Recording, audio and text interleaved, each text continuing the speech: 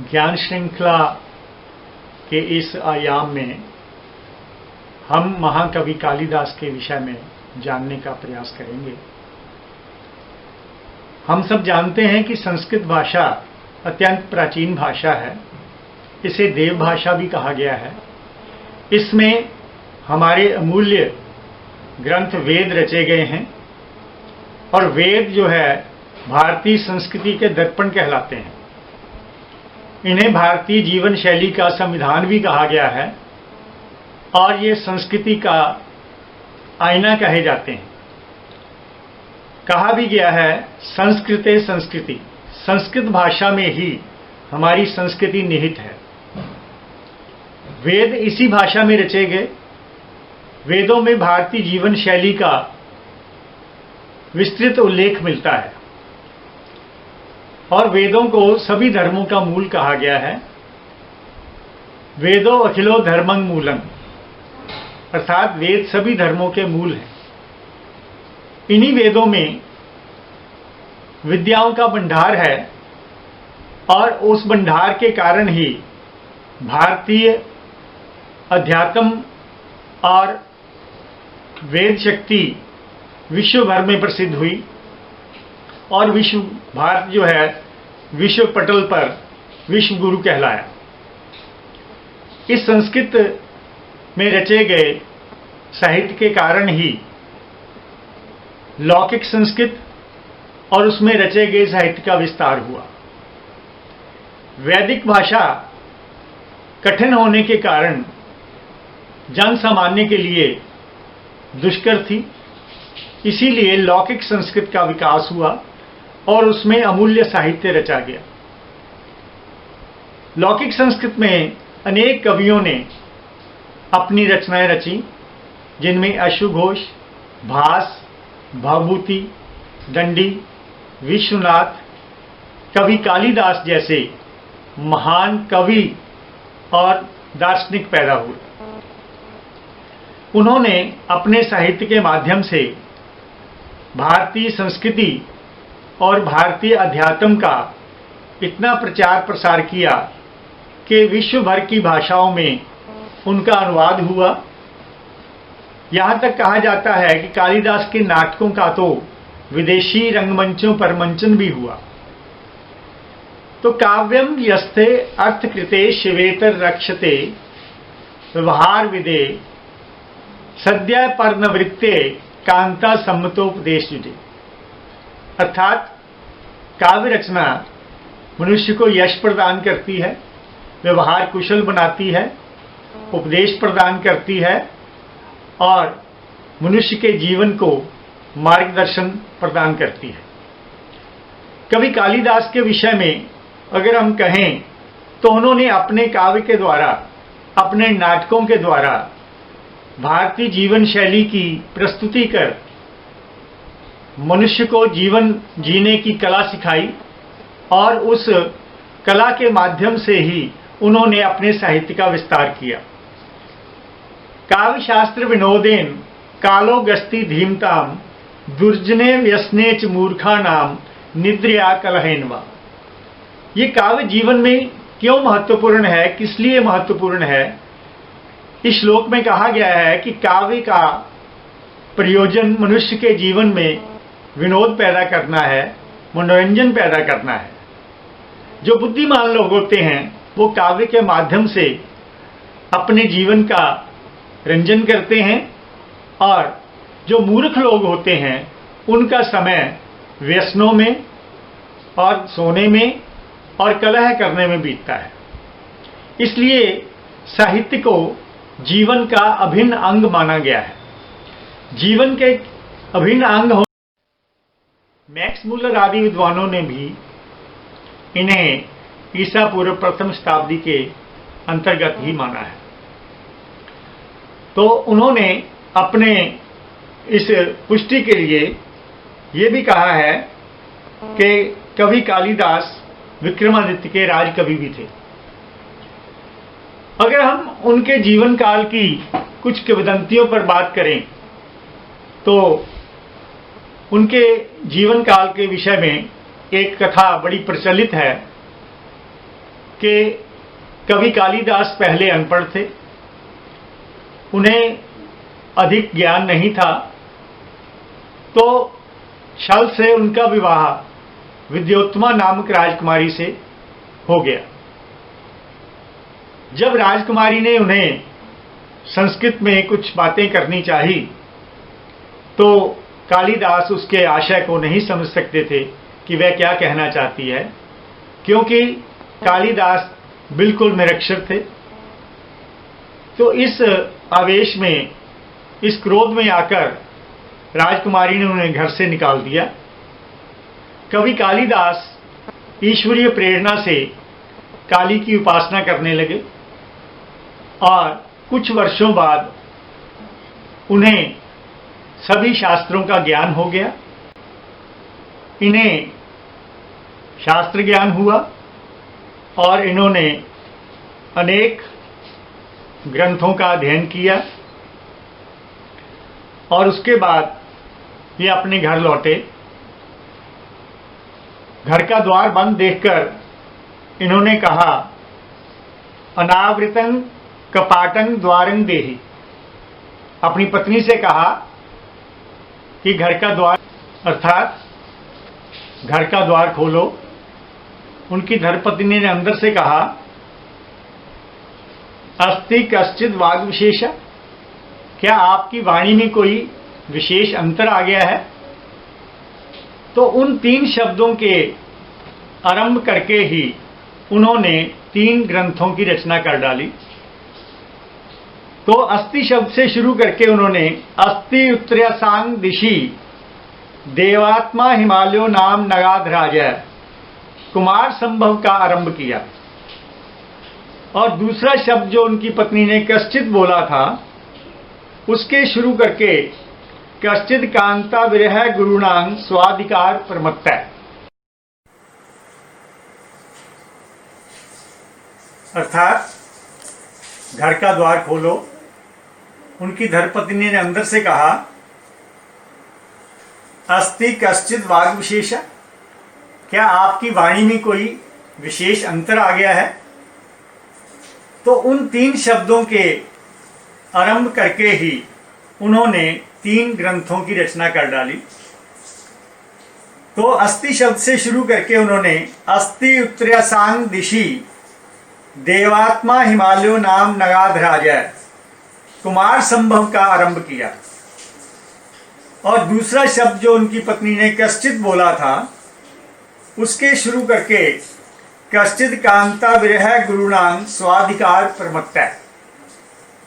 एक अन्य दंत कथा के अनुसार एक बार कालिदास अपने एक मित्र सिंगल द्वीप के राजा कुमार दास के पास गए। वहां उनका एक वैश्य के साथ संपर्क हुआ। उस वैश्य ने इन्हें बताया कि राजा ने किसी एक समस्या के समाधान हेतु एक पुरस्कार घोषित किया है। तो वो समस्या ये थी कि एक श्लोक की एक पंक्ति को पूरा करना था। वह पंक्ति थी, कमले कमलोत्पत्ति श्रूयते न तु दृश्यते, अर्थात कमल से कमल की उत्पत्ति सुनी तो गई है लेकिन कभी देखी नहीं गई।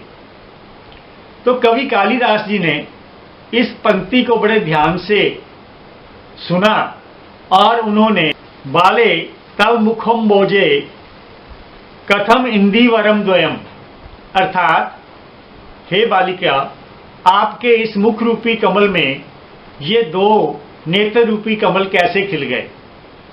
मेघदूतम की रचना की। तीसरा शब्द जो वाग विशेष था, उसके साथ साथ उन्होंने वागार्थविव समकृतौ वागार्थ परिपत्ते जगत पितरो वंदे पार्वती परमेश्वरौ, तीसरे ग्रंथ रघुवंशम की रचना की। इस प्रकार उनकी विद्वत्ता का परिचय उनकी पत्नी को मिल गया कि ये अब विद्वान बनकर लौटे हैं। तो उन्होंने इनका स्वागत किया और इनकी प्रतिष्ठा समाज में स्थापित करने में महत्वपूर्ण योगदान भी दिया। जैसा कि हमें मोहन राकेश के आषाढ़ का एक दिन नाटक से भी इस बात की पुष्टि होती है।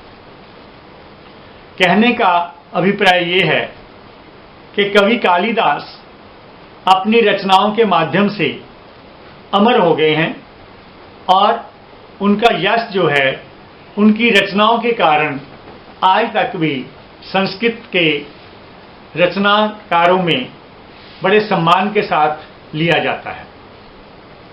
कवि कालिदास ने अपने काव्य ग्रंथों के माध्यम से समाज को जो महत्वपूर्ण देन दी है, भारतीय संस्कृति को जो देन दी है, वह अतुलनीय है। उनके जीवन की एक अन्य घटना बहुत ही प्रसिद्ध है कि एक अन्य दंत कथा के अनुसार एक बार कालिदास अपने एक मित्र सिंगल द्वीप के राजा कुमार दास के पास गए। वहां उनका एक वैश्य के साथ संपर्क हुआ। उस वैश्य ने इन्हें बताया कि राजा ने किसी एक समस्या के समाधान हेतु एक पुरस्कार घोषित किया है। तो वो समस्या ये थी कि एक श्लोक की एक पंक्ति को पूरा करना था। वह पंक्ति थी, कमले कमलोत्पत्ति श्रूयते न तु दृश्यते, अर्थात कमल से कमल की उत्पत्ति सुनी तो गई है लेकिन कभी देखी नहीं गई। तो कवि कालिदास जी ने इस पंक्ति को बड़े ध्यान से सुना और उन्होंने इसके उत्तर में ये पंक्ति इसके साथ जोड़ दी, बाले तव मुखम बोजे कथम इंदीवरम द्वयम, अर्थात हे बालिका, आपके इस मुख रूपी कमल में ये दो नेत्र रूपी कमल कैसे खिल गए। तो इस बात से प्रसन्न होकर राजा ने इन्हें पुरस्कार देने की घोषणा की। एक अन्य किंवदंती के अनुसार एक बार कवि दंडी के साथ इनका शास्त्रार्थ हुआ। उस शास्त्रार्थ में मां सरस्वती मध्यस्थ के रूप में, निर्णायिका के रूप में उपस्थित थी। जब शास्त्रार्थ चल रहा था तो कवि कालिदास हर प्रश्न का उत्तर जो है बड़े उत्साहपूर्वक दे रहे थे। तो जब निर्णय हुआ तो मां सरस्वती ने यह घोषणा कर दी, कविर दंडी, अर्थात कवियों में दंडी ही श्रेष्ठ है। तो ये बात सुनकर कवि कालिदास को बहुत आश्चर्य हुआ। उन्होंने मां सरस्वती से यह प्रश्न किया कि अगर कवि श्रेष्ठ है, कवि दंडी श्रेष्ठ है, तो फिर मैं क्या हूं। तो मां सरस्वती का उत्तर था, त्वं तु अहं, तुम तो मेरा ही रूप हो, इसलिए कवियों में दंडी ही श्रेष्ठ है। और कवि कालिदास ने यह कहा कि अगर आपकी ऐसी कृपा मुझ पर बनी रहे तो मैं बहुत प्रसन्न हूं। इस प्रकार किंवदंतियों के आधार पर कहा गया कि कालिदास जी पर मां सरस्वती की बहुत कृपा थी, जिसके कारण वो इतना समृद्ध साहित्य, संस्कृत साहित्य को दे पाए।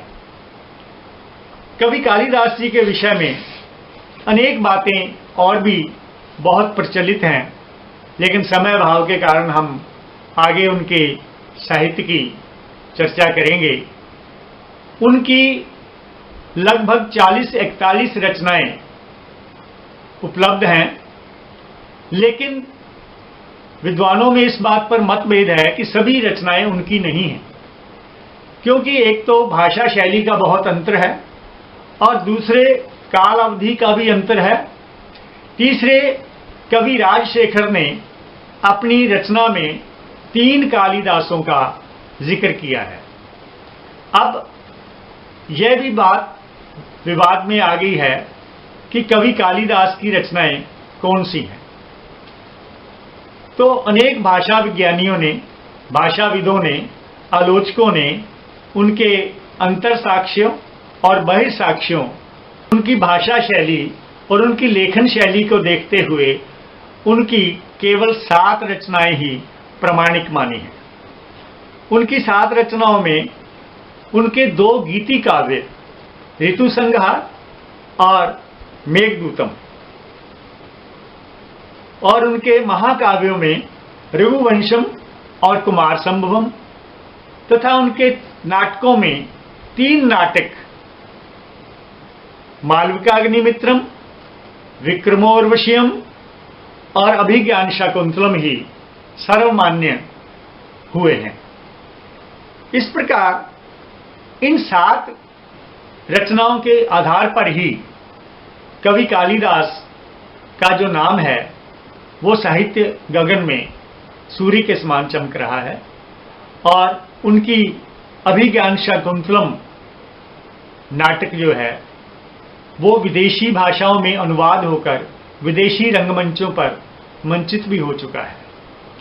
मेघदूतम के तो 40 भाषाओं में अनुवाद हो चुके हैं और अनेक उनकी नाटिकाएं रचित कर मंचों पर दिखाई जा चुकी हैं। गीति काव्यों में उनके ऋतु संहार और मेघदूतम का वर्णन आता है। उन्होंने ऋतु संहार में भारत में 6 ऋतुओं का वर्णन किया है: ग्रीष्म, वर्षा, शरद, हेमंत, शिशिर और वसंत। ये ऋतुएं मानव जीवन पर क्या प्रभाव डालती हैं, इसका सटीक वर्णन उन्होंने ऋतु संहार में किया है। विद्वानों का मत है कि ये उनकी प्रारंभिक रचना है, इसीलिए ये शिथिल काव्य के रूप में माना गया है। इसमें कुल 144 पद हैं और 6 सर्गों में इस कथा की रचना की गई है। क्रम के अनुसार ये ऋतुएं बारी बारी से आती हैं और मानव जीवन को अपना रूप रंग दिखाती हुई उसके जीवन को प्रभावित करती हैं।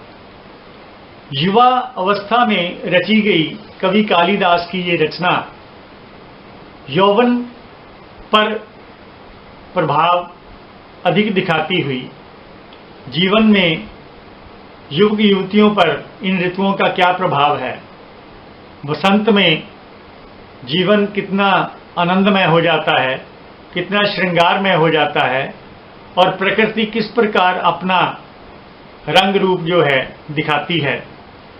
इस माध्यम से उन्होंने प्रकृति के सौंदर्य का अत्यंत सुंदर और विलक्षण चित्र प्रस्तुत किया है। इन ऋतुओं के माध्यम से ही जीवन शैली में क्या परिवर्तन होता है, रहन सहन में, खान पान में क्या परिवर्तन होता है, इसका उल्लेख भी उन्होंने ऋतु संहार के माध्यम से किया है। अगला गीति काव्य मेघदूतम एक बहुत ही प्रतिष्ठित और सम्मानित रचना है। विश्व भर में मेघदूतम को बहुत सी भाषाओं में अनुवाद करके इसका मंचन भी किया गया है।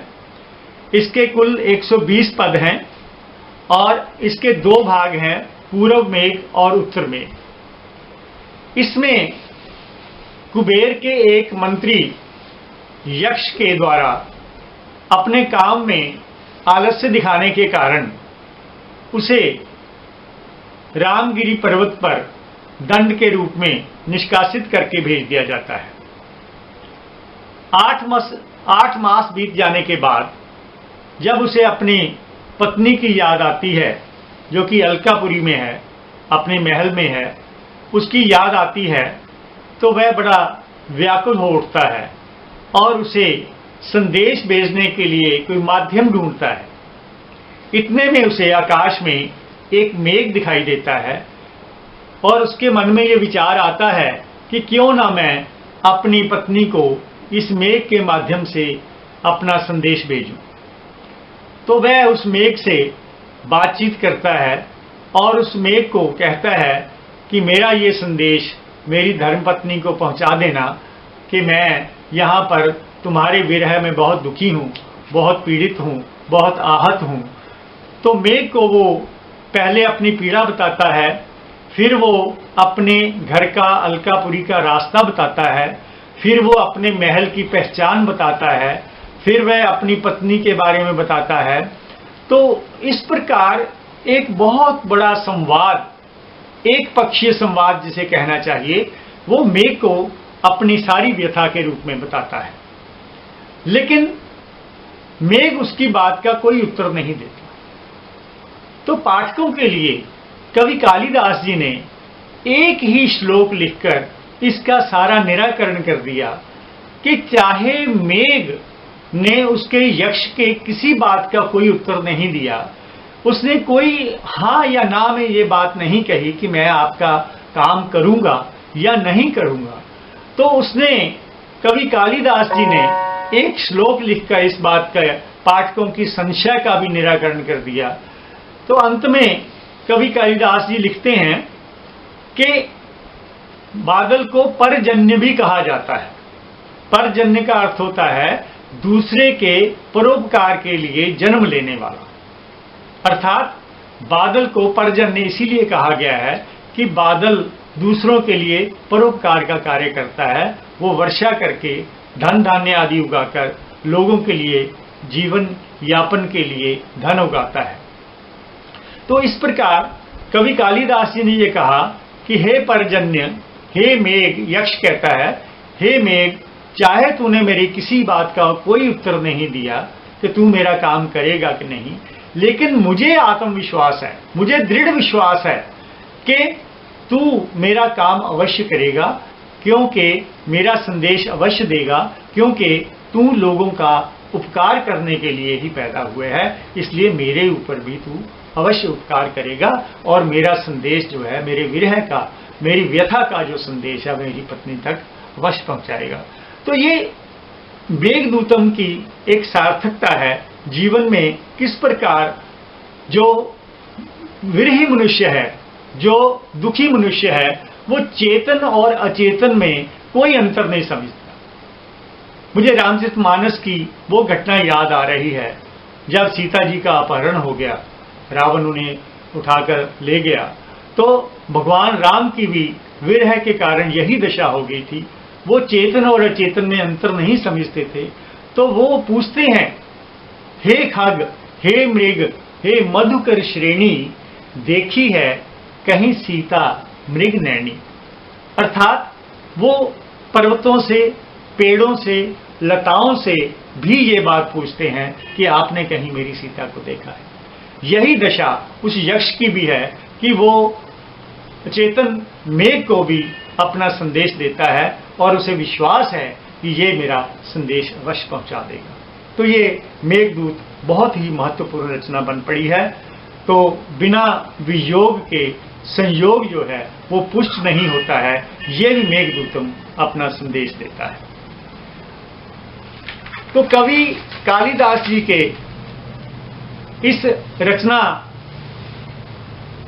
समूह में नाटकों का बहुत महत्व रहा है। नाटकों में विक्रमोर्वशीयम और मालविका अग्निमित्रम, अभिज्ञान शाकुंतलम, तीनों के तीनों नाटक जो है वो बहुत ही महत्वपूर्ण बन पड़े हैं। ये किसी न किसी पृष्ठभूमि पर आधारित हैं। अग्निमित्र मौर्य राजा बृहद्रथ के सेनापति पुष्यमित्र का बेटा था। पुष्यमित्र ने राजा बृहद्रथ की हत्या करके उसका राज्य हथिया लिया था और 163 ईस्वी में उसने शुंग वंश की स्थापना की और अच्छा शासन चलाया। उसके बेटे अग्निमित्र ने राजमहर्षि की मालविका दासी से प्रणय संबंध स्थापित किया और उससे जब पता चला कि वह जन्मना राजकुमारी है तो उससे विवाह भी कर लिया। इससे कथा सूत्र आगे बढ़ा तो राजमहल की महारानियों में द्वेष भावना, ईर्ष्या पैदा हुई और इस प्रकार उस राजमहल के इर्द गिर्द ही ये सारी कथा चलती है। मालविका अग्निमित्र 5 अंकों तक सीमित है और इस 5 अंकों में ही पूरा नाटक जो है महल के अंदर ही घूमता है। इसमें प्रकृति चित्रण का बहुत अभाव खटकता है क्योंकि महल की चारदीवारी के अंदर ही पारस्परिक रानियों की आपसी ईर्ष्या, राजा की कामुक प्रवृत्ति, महिषधारिणी की धीरता और उदात्तता का चित्रण दर्शाया गया है। इस मालविका अग्निमित्र नाटक के सभी पात्र जो हैं वो अपना अपना चरित्र उद्घाटित करने में सफल सिद्ध हुए हैं। इस प्रकार विक्रमो अर्वशीयम नाटक भी पौराणिक कथा पर आधारित है।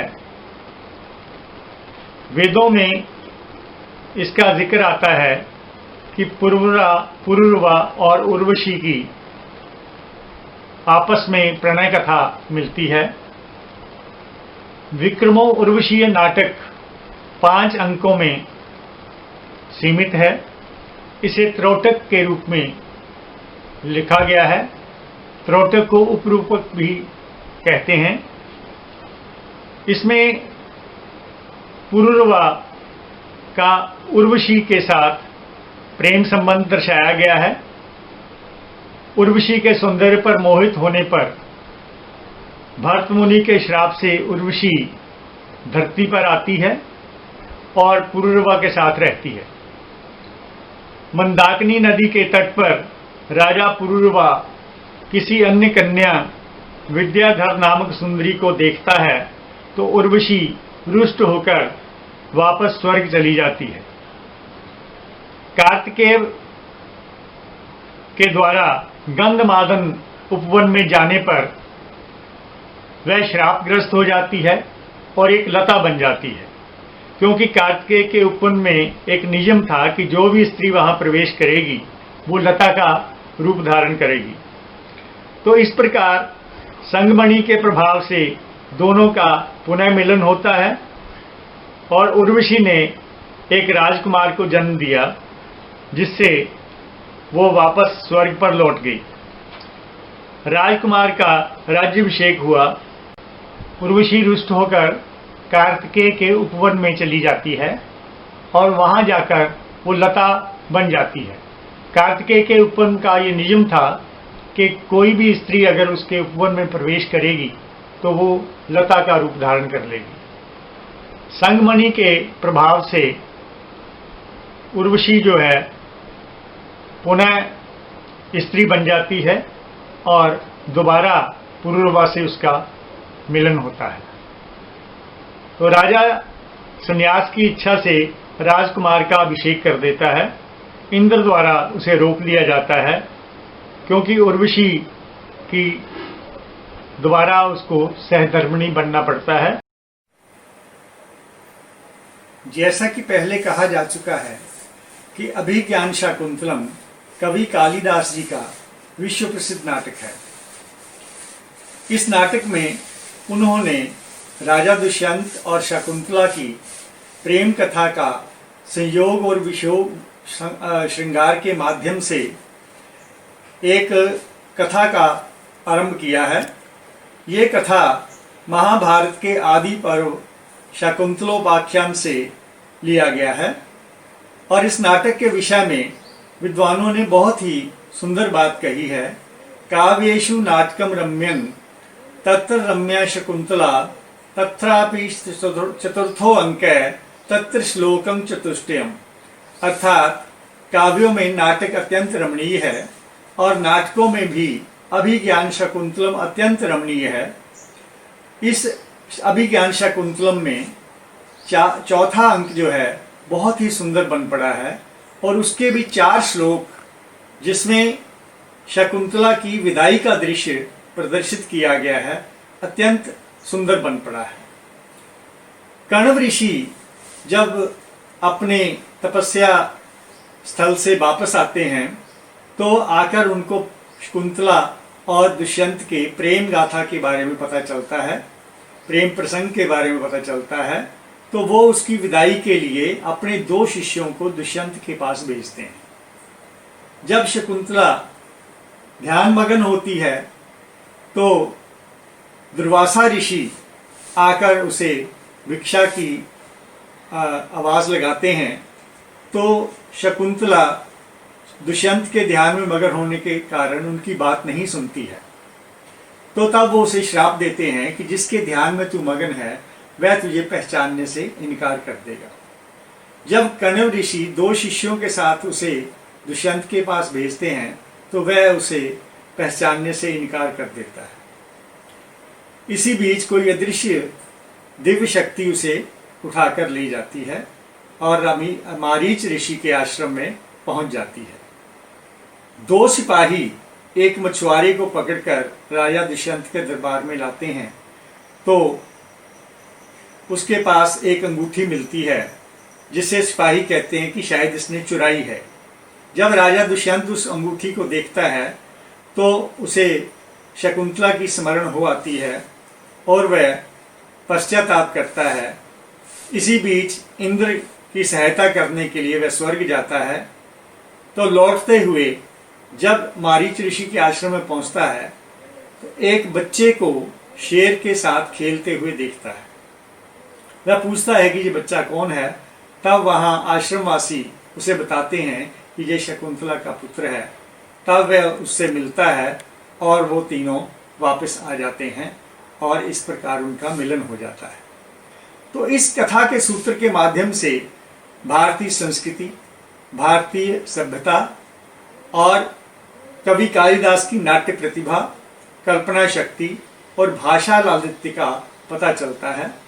विद्वानों ने इसी नाटक के आधार पर कहा है कालिदासस्य सर्वस्वं अभिज्ञान शाकुंतलम, अर्थात काव्य की प्रतिभा, नाटककार की प्रतिभा का सर्वस्व ही इस नाटक के माध्यम से उद्घाटित हुआ है। कालिदास की नाटक कला के समान ही उनकी काव्य कला भी उनके महाकाव्य के माध्यम से उद्घाटित हुई है। कुमार संभवम में शिव पार्वती के प्रणय और विवाह के माध्यम से कार्तिकेय का जन्म, पार्वती के शिव को प्राप्त करने की कथा, पार्वती के तप करने की कथा और शिव का ब्रह्मचारी के वेश में पार्वती को तप ना करने की सलाह देने की कथा का जो सूत्र है वो आगे बढ़ता है और उनके विवाह द्वारा कार्तिकेय का जन्म होता है और तारकासुर का वध कार्तिकेय द्वारा किया जाता है।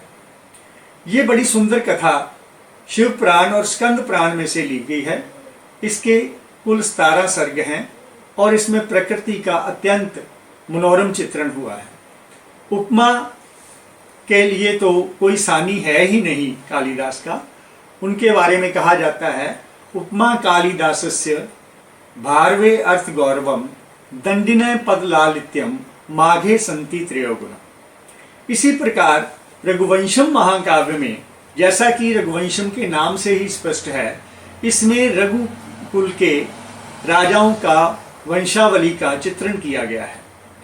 इस 19 सर्गों के महाकाव्य में महाकाव्य के सभी गुणों का समावेश हो गया है और रघुकुल के सभी राजाओं दलीप, रघु, अज, दशरथ, राम, लव, कुश और उनके आगे भावी संतानों का भी इसमें चित्रण किया गया है।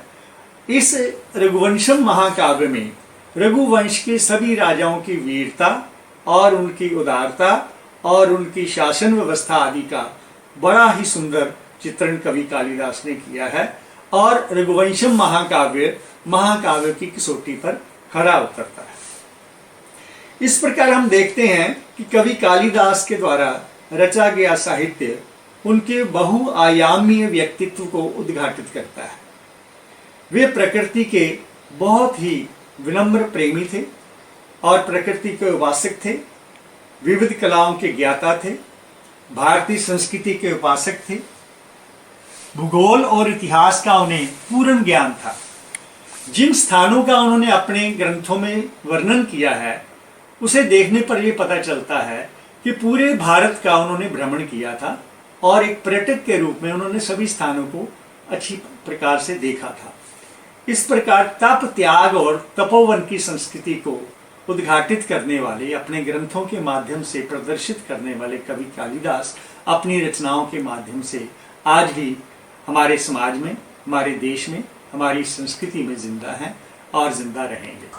पूरे कालिदास जी के साहित्य में हम एक बात बड़े ध्यानपूर्वक देखते हैं कि कवि कालिदास ने अपनी रचनाओं के माध्यम से समाज कल्याण की जो बात कही है, समाज के उपकार की जो बात कही है, उसके आधार पर कवि की देन को हम बड़ा जीवन में महत्वपूर्ण मानते हैं और उसके द्वारा ही हम कवि का